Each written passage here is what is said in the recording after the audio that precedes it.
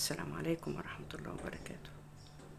بسم الله والصلاة والسلام على رسول الله عليه أفضل الصلاة والسلام.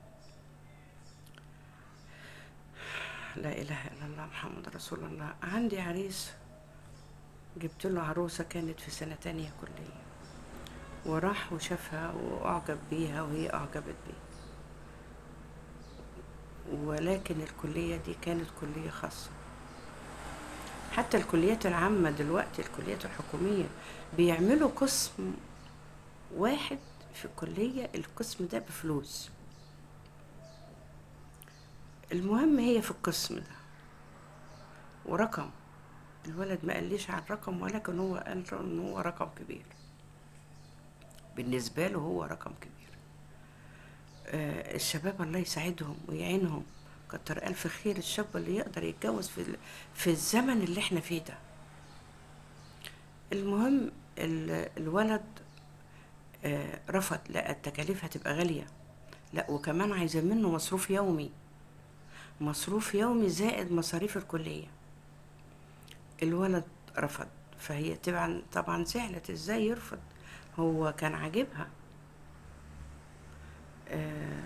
ده راجل بخيل، العريس اللي انت جبتولي ده راجل بخيل. ليه؟ علشان رفض ان هو يصرف كل المصاريف دي.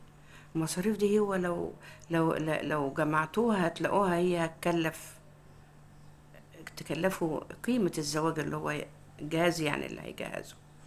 المهم في واحدة تانية بتطلب من عريسها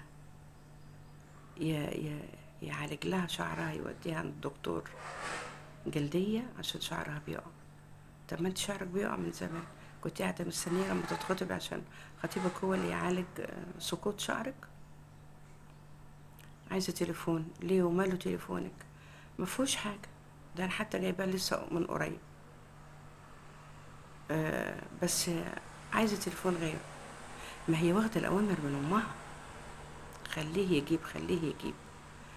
كل أسبوع عايزة، أنا نفسي في كذا، ما بيقول لي نفسي. قلت لها يعني يا بنتي لكن محرومة؟ هات لها يا ابني. قال لي والله يا حاجة بجيب كل أسبوع، بجيب أحلى حاجة وأغلى حاجة. وهي برضو تاني أسبوع نفس الكلام من قبليها، اوعى ما تجيبش كذا وكذا وكذا. حاضر أجيب. والولد يجيب، لقى نفسه إن هو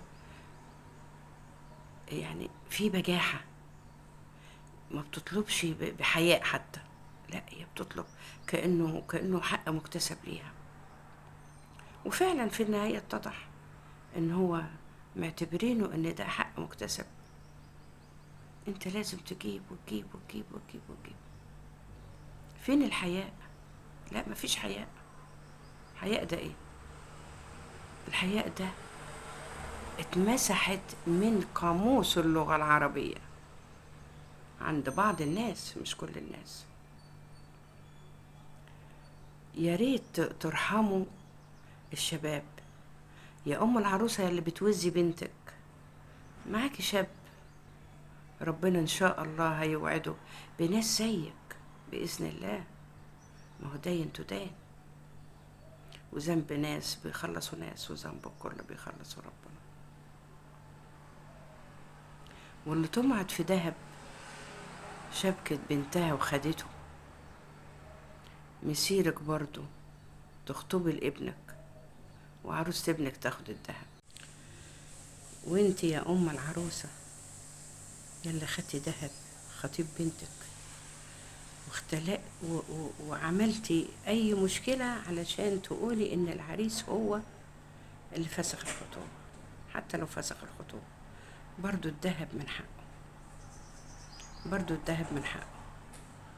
وحسبي الله ونعم الوكيل فيكي. ان شاء الله ربنا هيرزق ولادك الشباب بأم عروسة تاخد برضو منهم الذهب، زي ما انت ما خدتي الذهب من خطيب بنتك بإذن الله داين تداين. هي الأيام كده، الأيام مداولة، يوم لك ويوم عليك. يلا ربنا يهدي الجميع. السلام عليكم ورحمة الله. متنسوش الاشتراك في القناة وأعمل لايك ليصلكم كل جديد. كل عام وأنتم بخير.